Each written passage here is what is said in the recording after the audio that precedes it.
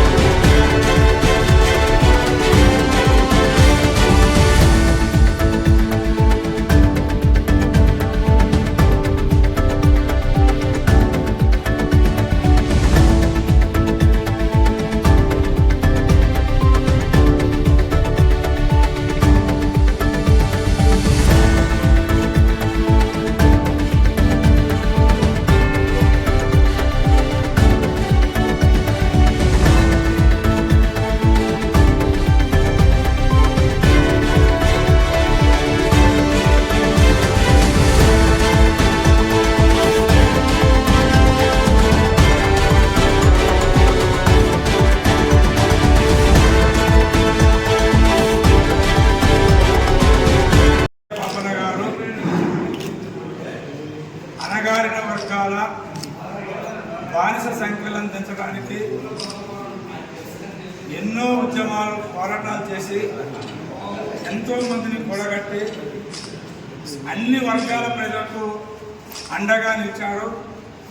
వారు ఉద్యమ యోధుడిగా, పోరాట సూర్యుడిగా బహుజన రాజ్య స్థాపన చేసి ప్రజల మన్ననలు పొంది జనరంజకంగా పాలన చేశారు. వారి పోరాట స్ఫూర్తి ప్రజలకు, అణగారిన వర్గాలకు, అన్ని వర్గాల ప్రజలకు ఎంతో కీర్తి ప్రతిష్టలు వలగించిన మహానుభావుడు. వారు విద్య లేకున్నా కానీ ఆలోచన పరుడు. ఆలోచన దృక్పథం ఎవరికైతే ఉంటుందో వారు మంచి శాస్త్రీయ పరిజ్ఞానం ఉంటుంది. వారు పరిపాలనా రంగంలో ఎన్నో మెలకువలు పాటించడం, ఏ విధంగా అయితే ప్రజలు మంచిగా సుఖ సంతోషంతో వర్ధిల్లుతారో ఆ విధంగా ఆలోచన చేశారు. వారు 4 రకాలుగా వారి పరిపాలన విధానాలలో ఏర్పాటు చేసుకున్నారు. ఒకటి, సామ్రాజ్యవాదానికి వ్యతిరేకంగా జరగడం, పోరాటం. రెండోది, బుద్ధుని ఆలోచన విధానం ప్రకారం పరిపాలన చేయటం. భూస్వామ్య పెత్తన విధానానికి వ్యతిరేకించడం. బ్రాహ్మణ భావజాల మనువాద పోపు ముల్లాల యొక్క సిద్ధాంతాలకు వ్యతిరేకంగా పనిచేయటం. సమసమాజ స్థాపన లక్ష్యంగా అన్ని వర్గాల ప్రజలు సంతోషంగా ఉండాలి. అందుకని బుద్ధుని సూక్తి అయిన బహుజన హితాయ, బహుజన సుఖాయ, లోకాన్ కంపాయ అనే సూక్తి ఆధారంగా పరిపాలన చేశారు. బహుజనులు అంటే ఏ అణగారిన వర్గాలు, బీసీ వర్గాలు, ఉన్నత వర్గాల కారు, అందరూ కలిస్తేనే బహుజనులు. కాబట్టి అందరం కలిసి ఉండాలి, అందరం మంచిగా ఉండాలి, అందరం ఒకరు ఎక్కువ కాదు గొప్ప కాదు అనే కోణంలో ఉండాలనే పరిపాలన చేశారు. కాకపోతే ఆనాడు ఉన్న మనువాద బ్రాహ్మణ సాహిత్యాలు వారి యొక్క చరిత్రను వెలికి చేయలేకపోయాయి. మరి ఆనాడు ఉన్న గొప్ప గొప్ప పురాతత్వ శాస్త్రజ్ఞులు, చరిత్రకారులు జేఎఫ్ గోయల్ గారు, మల్లాది సోమశేఖర శర్మ గారు, దూపాటి వెంకటాచార్యులు గారు, ఇంకా పిడబ్ల్యూ జాన్సన్ గారు లాంటి వారు వారి రచనల్లో వీరి యొక్క చరిత్రను లిఖించడం జరిగింది. ముందుగా వీరి యొక్క చరిత్ర ప్రజల్లో ఉన్నది ఎక్కువగా. ప్రజల్లో బుర్రకథల రూపంలో పాటల రూపంలో జానపద రూపంలో ఉన్నాయి. వారి యొక్క జనగామ జిల్లా కిలాషాపూర్ గ్రామంలో వారు నిర్మించిన కోటలు, వారి యొక్క చేసిన కట్టడాలు, శాసనాలు ఉన్నవి. సంఘానికి, ఈ భవనానికి వారి యొక్క ఎమ్మెల్యే అయిన పిదప అంత ముందు కూడా వారు ఎన్నో విధాలుగా మనకు ఆర్థికంగా సహాయ సహకారాలు అందించారు. ఈ బిల్డింగ్ ఈ రూపంలో వచ్చిందంటే వారి కృషి, వారి బట్టల ఎన్ని జన్మలైన రుణపడి ఉంటాం. అంతేకాకుండా ఇంకా మనకు కొన్ని పనులు ఉన్నాయని చెప్పాం. ఒక 50 లక్షల రూపాయలని ఎమ్మెల్యేగా మన మంత్రి పొన్నం ప్రభాకర్ ద్వారా ఇప్పించడానికి 2-3 తీసుకుపోయి ఇప్పించే ప్రయత్నం చేస్తున్నారు. ఎమ్మెల్యే గారికి మేము ఎప్పుడు రుణపడి ఉంటాం. వారికి సదా ధన్యవాదాలు తెలియజేస్తున్నాం.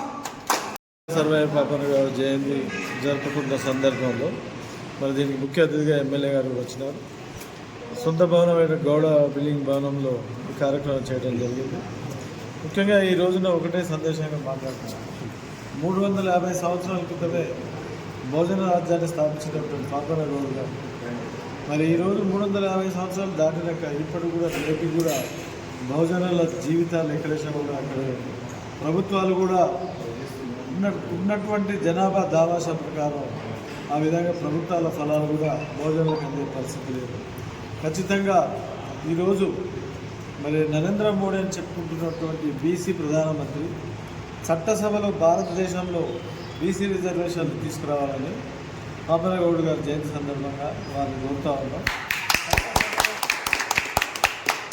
ఎస్సీకున్న ఎస్టీలకున్న చట్టసభలో రిజర్వేషన్, బీసీకి ఉన్న శాతాన్ని కూడా ఈనాడు ఈ భారతదేశ ప్రభుత్వం ఇవ్వాలని, అది ఇచ్చిన రోజున నిజమైనటువంటి భోజన రాజ్యం స్థాపన జరుగుతుందని తెలియజేస్తుంది.